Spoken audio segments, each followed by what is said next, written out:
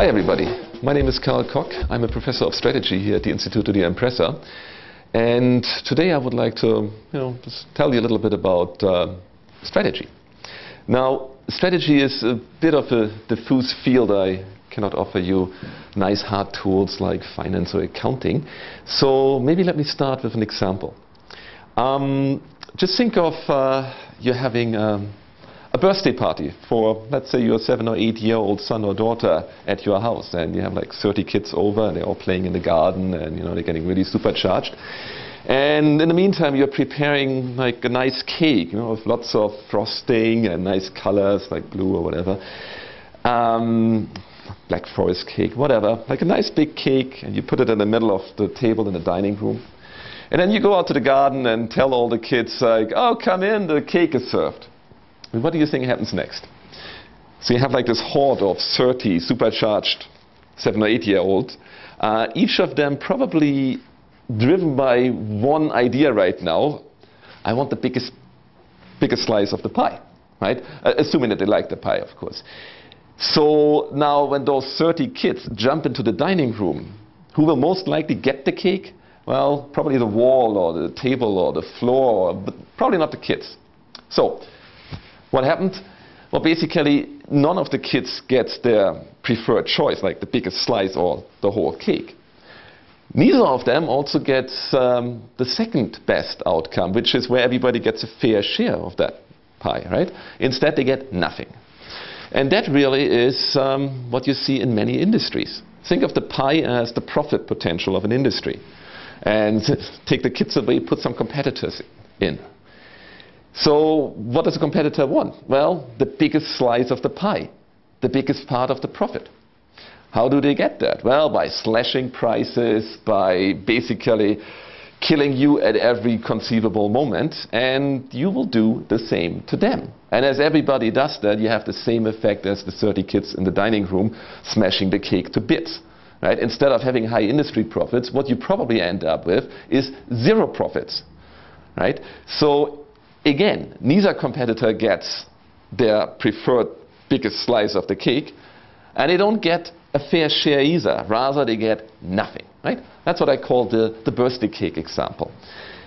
Now, strategy really is about how can we avoid having zero profits, because zero profits is kind of annoying. If you're in business, zero profits doesn't really help you much. So how do we go away from zero profits to some positive profits? Well, the first option is if the competitors, or let's go back to the kids, if they all come to an agreement and say, look, if we all behave nicely, right, and we go into the dining room together and everybody gets like the fair share of the pie, we're actually in a much better position than if we go and fight, right? Same happens in industries, or at least people try that in industries, right? If you keep up the price and you don't undercut your competitors, industry prices and profitability will be high and everybody gains. We call it a cartel usually, right? OPEC does that very nicely. Have you seen that recently? Well, in the moment not so, but basically they make their members reduce oil output, which drives up the price. So everybody sells less, but at a higher price and at a positive profit. If each of the, or one of the players, or each one of the players actually has an incentive to sell a little bit more at that high price. But if everybody would do that, you're right back to the birthday cake example. Right? So that's why in most industries, or in most instances, it's very difficult to come to an agreement like that. Because first of all, it's very difficult to enforce. What do you do against the guy that started to slash the prices? You can't very well shoot him, right? Now, if you're OPEC, maybe, because OPEC is government, but not many firms are government, right? So maybe we have to think of a different way of enforcing high profits. And that different way is basically, how about each one bakes his or her own pie? So instead of fighting for the pie that's in the middle of the room and smashing it to bits, why don't we create, one pie for everybody? Now think of a football game. You have 22 people chasing one ball. If you give them 22 balls, they're all happy. Now, okay, I'm not really a football fan, but that's the basic idea. right? If everybody has its own pie, they don't fight. They can enjoy the pie. And everybody goes home rich. Now, that's nice, right? How do you do that? How do you create your own little cake? Well, maybe we have to look at what the cake actually consists of. Basically, I equated the pie, or the cake, with industry profits. Or let's just call that value. Now, this value that goes to the players in the industry comes from somewhere. In fact, it is a part of a higher, larger piece of value. And that is simply the value that you, as a company, create for the customers. If you create a product that customers love, that they think is worth a lot of money, more than what it costs to produce, right? You're creating value. Out of this total value that the customer thinks your product has, you take part of it, right? Hopefully a positive amount, and that's how we're going back to, you know, everybody fighting against each other. So you create something unique for the customers. They will love it. They pay a high price. You have your own little pie. Now what you need to avoid is not that that you come to an agreement with others how to split the pie. No. You have to avoid that others will get into your own pie to begin with. Or preferably, they have their own pie to worry about. So instead of all producing the same stuff, right, think of oil. Oil is pretty much a commodity. It looks the same, it smells the same. I never tasted it, but it probably tastes the same. So it's very homogeneous. It's very difficult to differentiate a very homogeneous good.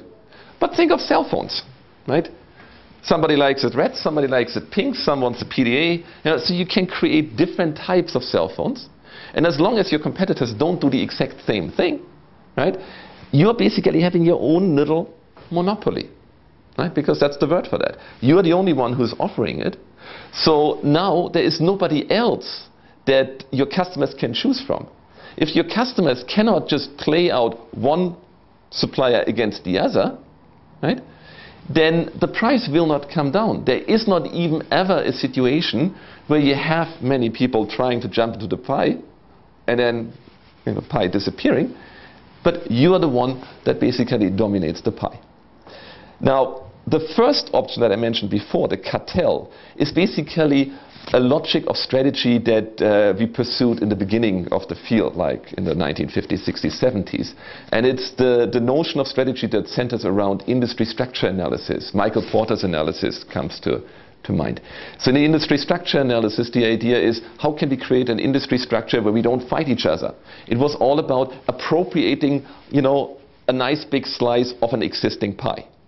Now the second part that I just started to talk about, where you create your own little pie by creating a product that customers love and that your competitors do not offer, that is actually value creation, right? You're growing your own pie, and if you take all the pies together, you have a much bigger pie mountain than the individual pie that we were talking about before, because you create unique, special products that customers love more than a homogeneous mass, right? So you can already see that the second approach is much more powerful than the first one, right? And companies like Procter & Gamble or Unilever or IBM, they have become Fortune 500 companies or really, really large companies on the strength of their innovations, of creating new products that others don't have, right? And this actually brings us away from just looking at how you play the industry structure to really focusing on what do you have within your firm. What are your capabilities? What are you capable of? What can you create? Right? And creation, the other word for that is innovation. We have to come up with new products that are great, that customers love, and that others cannot easily copy.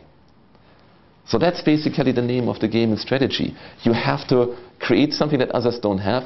So we can actually put strategy in one word: differentiation. You have to be different from others, because if you're not, you're just one of the 30 kids trying to eat the same pie. No, you have to be in a different league altogether and eat your own pie. And that's basically strategy. Now, at this point, I would just like to invite you to, explore some of the ideas or some of the implications that come out of that together here at the Instituto di Empresa. Thank you very much.